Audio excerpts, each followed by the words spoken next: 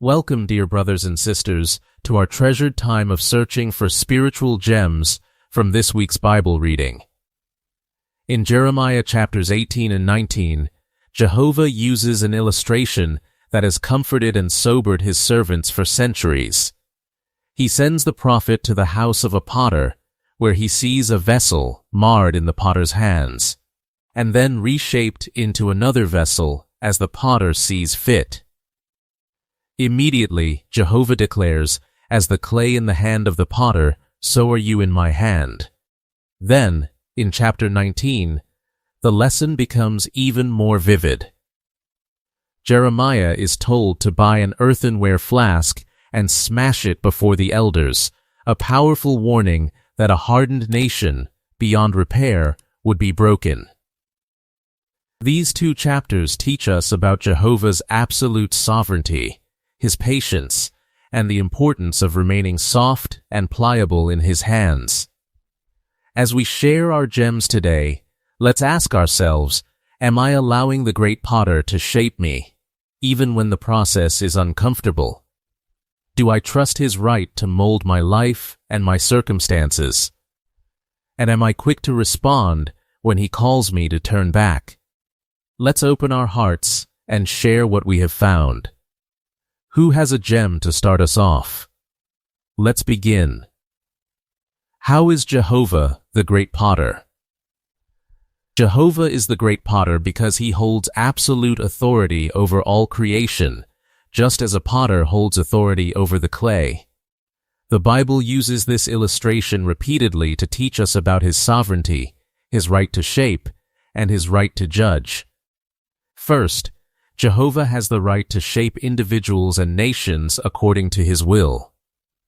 In Jeremiah chapter 18, he sent the prophet to the potter's house, where a vessel was being made. When it was spoiled, the potter did not throw the clay away, he reworked it into another vessel as he saw fit. Then Jehovah said, "As the clay in the hand of the potter, so are you in my hand." This teaches us that Jehovah is not a distant observer. He is actively involved, molding and shaping his people. If we become marred by sin or discouragement, he can rework us into something useful, provided we remain pliable. No human can say to the potter, "Why did you make me this way?" We are in no position to challenge the one who formed us. Jehovah has the sovereign right to deal with nations. The principle in Jeremiah chapter 18 verses 7 through 10 shows that if a nation repents, Jehovah will reconsider the calamity he intended. If a nation turns to evil, he will withhold the good. No kingdom or government is beyond his control. He raises up and pulls down according to his purpose. Today, we see nations boasting of their power, but the great potter is never intimidated. His will prevails over every human ruler. Jehovah has the right to execute judgment. In Jeremiah chapter 19, he told Jeremiah to buy an earthenware flask, take the elders to the valley of Hinnom, and then smash the flask before their eyes. The message was clear: "This is how I will break this people and this city." Like someone who breaks a potter's vessel so that it can never be repaired. A marred clay vessel can be reshaped while still soft, but a fired vessel that is smashed cannot be put back together. Judah had become hard and stubborn. They refused to be molded. So judgment was irreversible. Jehovah, as the great potter, has the authority not only to shape, but also to destroy what has become irreparably wicked. Next question. What spiritual gems from this week's Bible reading would you like to share? Jeremiah 18:1-6. Jehovah sent Jeremiah to the house of a potter, where he saw the potter working on the wheels. The vessel he was making was spoiled in his hand, so he reworked it into another vessel, just as he saw fit. Then Jehovah said, "As the clay in the hand of the potter, so are you in my hand." This illustration teaches us about Jehovah's sovereignty and his desire to shape us. But note, the clay was not passive because it was worthless, it was pliable, and the potter reshaped it. If we become marred by sin or discouragement, Jehovah does not throw us away.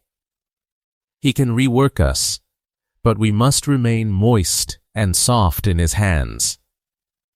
Hardened clay cannot be molded. We stay soft by being humble, prayerful, and responsive to His word. The question is, am I allowing Jehovah to shape me, or have I become rigid and set in my own ways? Jeremiah 18,7:10. Here Jehovah reveals a principle of His dealings.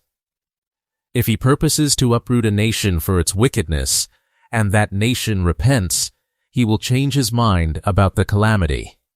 Conversely, if He plans to bless a nation, and it turns to evil, He will withhold the good. This does not mean Jehovah is indecisive. Rather, His dealings are conditional on human response. It shows His mercy and justice in perfect balance. For us, this is deeply encouraging. We can never say, "I have sinned too much, Jehovah will not forgive me."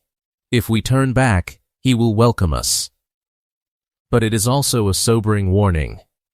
We cannot presume on His favor if we are living a double life. Our relationship with Jehovah is dynamic, and He responds to the condition of our heart. Jeremiah 18:12. Despite Jehovah's loving appeal to turn back, the people replied, "It is hopeless. For we will walk after our own thoughts, and each of us will act according to the stubbornness of his wicked heart." This is the essence of rebellion. They were not ignorant.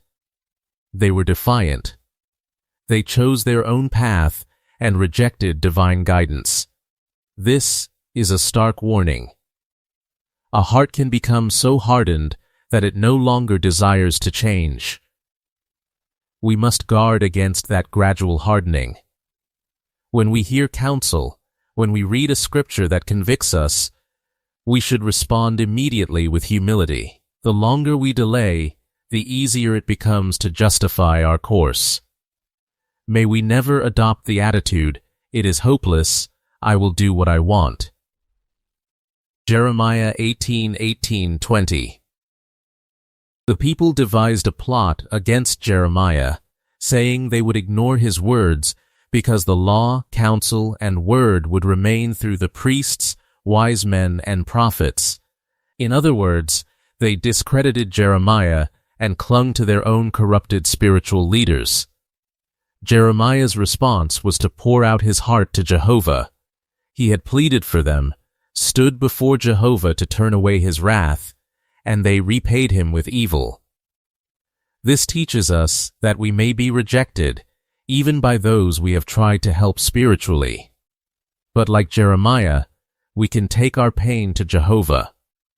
He knows our heart and our efforts. When others misunderstand or mistreat us, we can trust Jehovah to set matters right. We do not need to take revenge, we need to stay faithful. Jeremiah 19:1-2. Jehovah told Jeremiah to buy an earthenware flask and take the elders to the valley of Hinnom to proclaim a message. The flask was not just a prop, it was a visual aid that made the message unforgettable. Today, Jehovah's organization uses simple illustrations, videos, and demonstrations to help us grasp spiritual truths. We do well to pay close attention to these teaching tools because they are designed to reach our heart in ways that words alone may not. When we use illustrations in our own ministry or family worship, we imitate the great teacher. Jeremiah 19:73. The message was so shocking that the ears of anyone hearing it would tingle. Jehovah's judgments are not mild or forgettable, they are designed to awaken people. When we preach about the coming day of judgment, we should not water down the message to make it more palatable. At the same time, the tingling ears remind us that people should be stirred, not repelled. we can present the truth with conviction and love, trusting that it will reach honest hearts. Jeremiah 19:4. The people had made the place unrecognizable by filling it with idolatry and innocent blood. They had drifted so far from Jehovah that their land no longer reflected His holiness. When we allow small compromises to accumulate, we can become unrecognizable as Christians. Our speech, our entertainment choices, our treatment of others may begin to resemble the world. The lesson is clear: stay close to Jehovah so that your life remains recognizable as belonging to Him. Jeremiah 19:5. The people were burning their sons in the fire to Baal, something Jehovah had never commanded, nor had it ever come into his heart. This reveals how utterly foreign such cruelty is to our God. Satan paints Jehovah as harsh, but the truth is that Jehovah abhors violence, especially against children. Today, we protect our children by teaching them about Jehovah's love and keeping them far from any form of spiritual or physical harm. We also strengthen our trust in a God who would never conceive of such evil. Jeremiah 19:6. Jehovah declared that Topheth would become the valley of slaughter. The place of sin would become the place of punishment. This reminds us that Jehovah's patience has a limit. Today, the world system is amassing guilt that will be accounted for at Armageddon.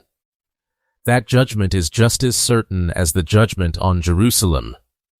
However, we can face it without fear because we have taken refuge in Jehovah's organization and are helping others do the same. Jeremiah 19:10 and 11. Jeremiah smashed the flask before the elders, and Jehovah explained that this was how He would break the people and the city beyond repair. A potter can reshape a marred vessel while it is still soft, but a fired clay jar, once smashed, cannot be remade.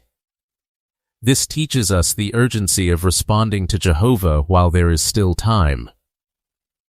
Hardened rebellion leads to a point of no return. We must stay pliable and repent quickly when we err. Jeremiah 19:13. The houses of Jerusalem became unclean like Topheth because the people offered sacrifices to the army of the heavens on their rooftops. Their homes, meant to be places of family and peace, became centers of false worship. We can ask ourselves, what is on the rooftop of my heart? What do I display to those who can see me?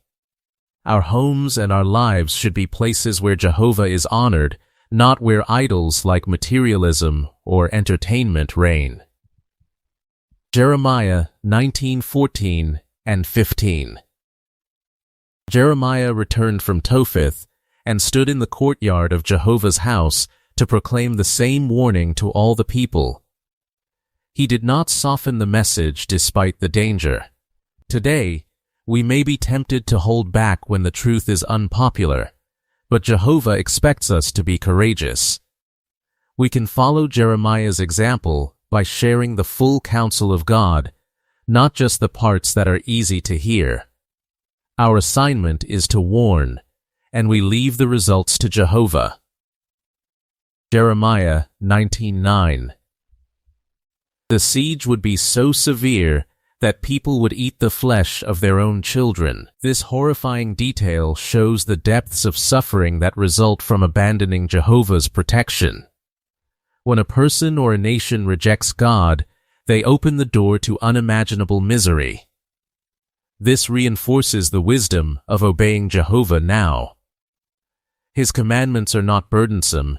They are a protective wall that shields us from the worst outcomes of sin.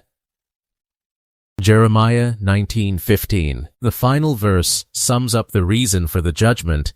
They stubbornly refused to obey my words.